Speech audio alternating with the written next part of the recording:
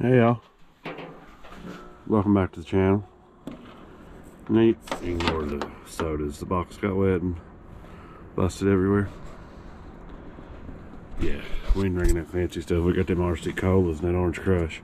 Anyway, you might be asking why my cold case radiator out of the big white beast is in the back of the truck and not in the engine. Here's why.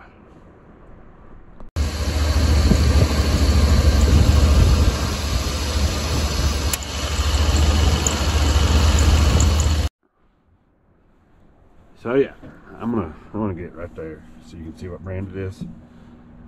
2 weeks after I install this thing, it starts leaking. And so I'm like, okay, maybe there's a radiator hose or something off of it. I don't know, you know, what happened. Well, turns out there's a hole in the radiator. It's been installed 2 weeks in this truck. Take it back down to my boys at Clayton Express Lube. Anthony calls, he's like, hey, I gotta send you a video. Sends me a video. He's like, your fancy radiator's leaking. Now mind you, the truck didn't run hot. It's just a 454, and I wanted a big radiator in it in case I went to rod run, or got stuck in traffic somewhere, etc, etc, etc. So yeah, luckily they had the stock one. They put it back in it, got it buttoned up there, because I got this from Summit Racing, messaged them. They tell me to contact the manufacturer, so I email Cold Case. So, yeah, no problem. We'll get her warranted for you. They're on back order right now. I'm like, all right, well, I get it. Like, I'm in parts business, I understand that. So I wait, whatever. I go ahead and put the other one back in, and the guy's like, oh, by the way, we need you to send us your credit card information so you can pay to ship the other one.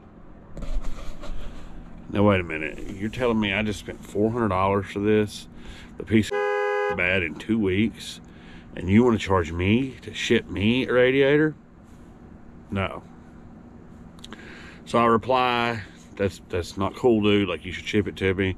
No response. So I seethe and get mad about it for a couple days, and I realize either I'm stuck with this piece or I pay him $15, $20, whatever. So I reply again, hey, this is, you should send me a free radiator. Like, I'll even send this one back. If that's what you want, that's fine. But why I'm charging me to pay to ship a radiator a place? I understand if it was like a year into it, or 6 months into it, or hell, a month into it. 2 weeks. 2 weeks. This thing went bad. Like, clearly it's.